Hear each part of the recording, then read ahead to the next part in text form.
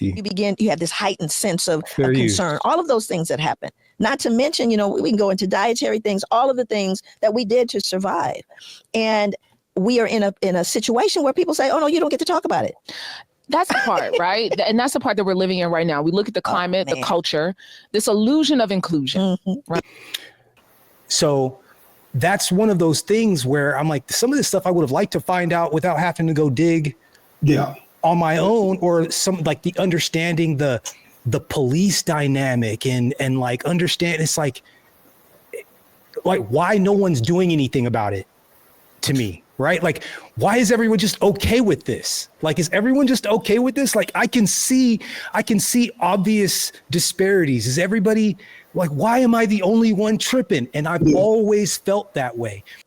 And in Tulsa, we built a town. We owned the banks. We owned the businesses. We had our own schools, our own churches, our own hospitals. Our kids were doing parades down the street. We wasn't bothering you. We got away from you and we prospered. And they went in and they beat, burned, looted, and then bombed Tulsa. They said, we wanted you away, but we didn't want you to prosper. We didn't want you to prosper. And we bought the illusion of inclusion. Oh, no, come on. We want everybody because we want America has always survived on a slave labor force. Right there.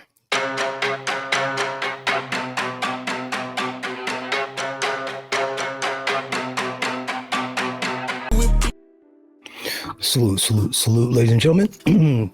Welcome to Simple Shit TV. I'm your host, Alvin Holden, also known as Project 8020. Well, folks, got a lot of stuff going on. I'm going to try to be brief. I'm going to try to keep it to an hour. I'm dead serious. I'm going to try to keep it to an hour. I caught a couple of clips. Well, first of all, salute to everybody in the chat. What's up? I think I saw a shirt in here. What's up, bro? How are you? Broken Blades making his way on up. What's up? We're going to see what's trending on Twitter a little bit. Believe it or not, reparations is trending on Twitter again, which I find to be pretty darn interesting. Another inmate has found himself deceased at the hands of some prison guards at the same prison that Mr. Brooks was murdered in. Representative Al Green got censured. I don't know why we insist on being the ones out front all of the time, but he did that. And San Francisco, hey man, everyone's afraid of tariffs. Do tariffs really make that big of a difference? That's what we're going to cover today, and we're going to try to do all of it in an hour. All right, so if I've done my job properly, then I should be all queued up here. So salute to everybody in the chat, man. Salute to everybody that catches this on a replay. So look, I caught this lovely lady here having a conversation about reparations, not only reparations, but just inclusion. I know that the South African comedian Trevor Noah recently kind of got in some hot water because he was discussing segregation, and segregation is a very touchy subject. People usually fly off the handle and they can never actually have the conversation. And he wasn't completely off balance with what he said, but everyone freaked out and no one has had that conversation. So Trevor Noah, I know where you are going, but since you are not from here, it's a much tougher sell because you don't understand it. It's a different segregation in South Africa than it was here. You know what I'm saying? And so I think that I think he was coming from a genuine place. I've only seen bits and pieces. I kind of want to watch the whole part live reaction with you guys, because in my head, I saw where he was going and I was like, ooh, this isn't going to end well. Anyways, shout out to Trevor Noah. What's up? I'd like to welcome to the broadcast, Broken Play. What's up, sir? How are you? I'm good, man. I'm good. Good, bro. I'm just like, I haven't stopped all day. So, man. Bro, I caught this lovely lady having a little bit of she was having a moment. They were having a little conversation here and she was making some sense. And I'd like to know what you would think about it. You have this heightened sense of concern, all of those things that happen. Not to mention, we can go into dietary things, all of the things that we did to survive. And we are in a situation where people say, oh, no, you don't get to talk about it. That's the part, right? And that's the part that we're living in right now. We look at the climate, the culture, this illusion of inclusion. Right? So that kind of touches on, because I think that, again, it's not like you're running around in chains. So like, what's the problem, right? Like, it's people don't really kind of understand the dynamic. And what she's about to break down is something that I've always thought, and I couldn't quite figure it out. Like, I think I've even touched on it. Like, it's embarrassing to be on the losing side, right? And so I've always felt like I never got the right kind of information from my elders. Like, you know what I'm saying? Like, there's like, they left out parts, and like, I've been walking around as a black man, not understanding some of the history that I might have. And for whatever reason, some of that stuff wasn't communicated to me.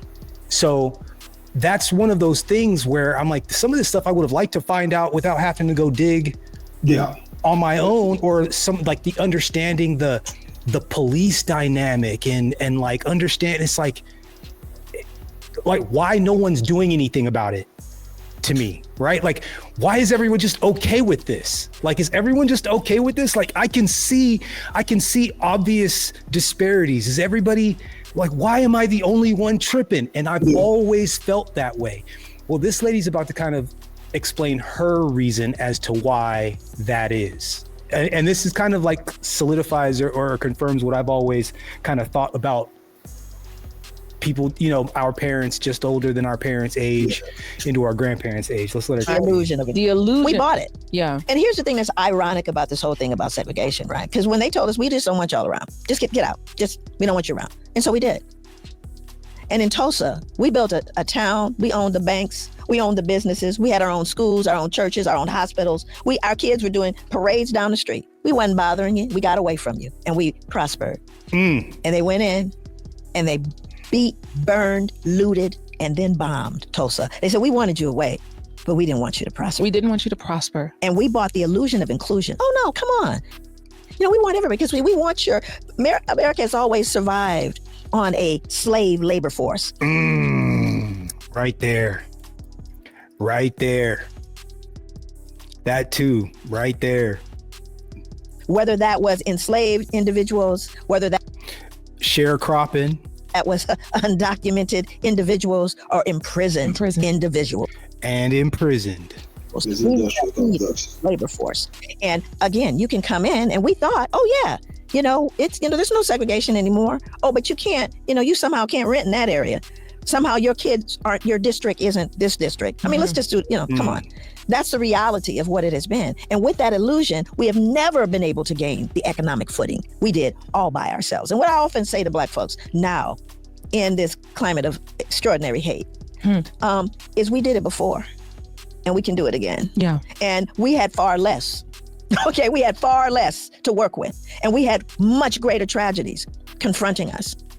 And I believe in that. I believe that we are the pupil of the eye. I think I knew they could all answer. And these were 11th and 12th graders. And thoughts? Too little, too late.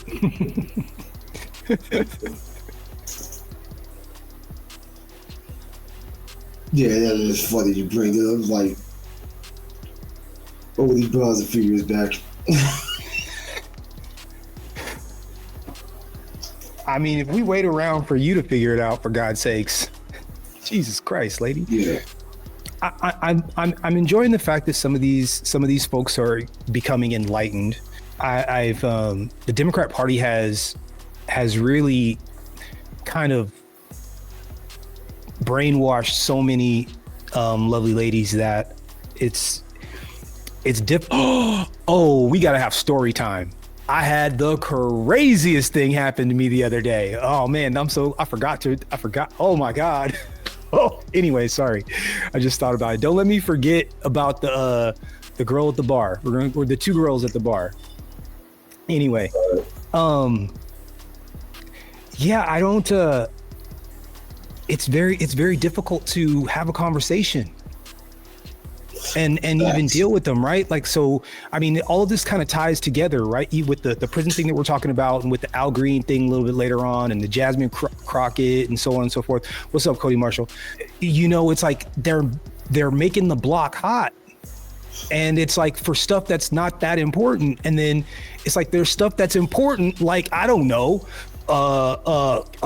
killer correctional officers. You know what I'm saying? Like, I don't know, a bunch of dead bodies behind a prison.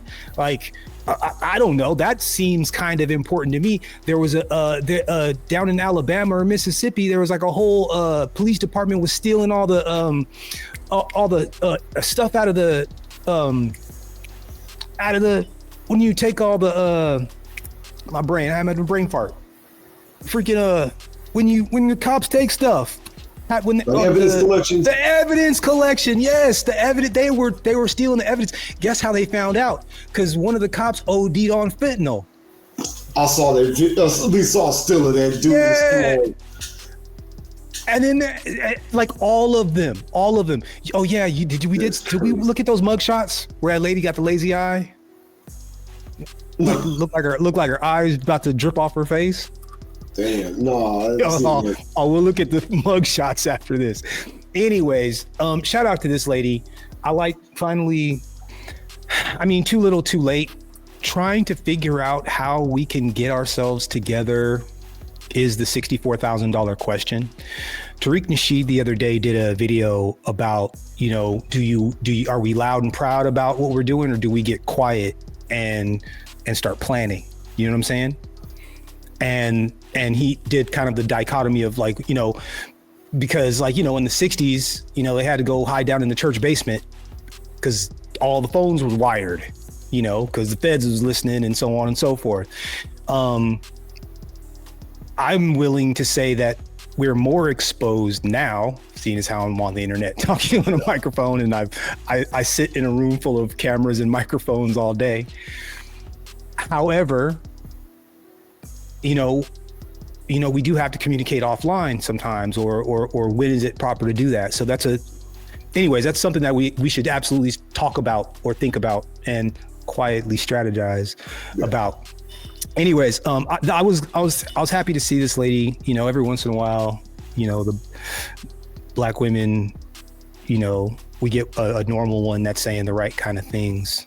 Thank the Lord. And anytime we find one, I think, I'm going to try to highlight what she said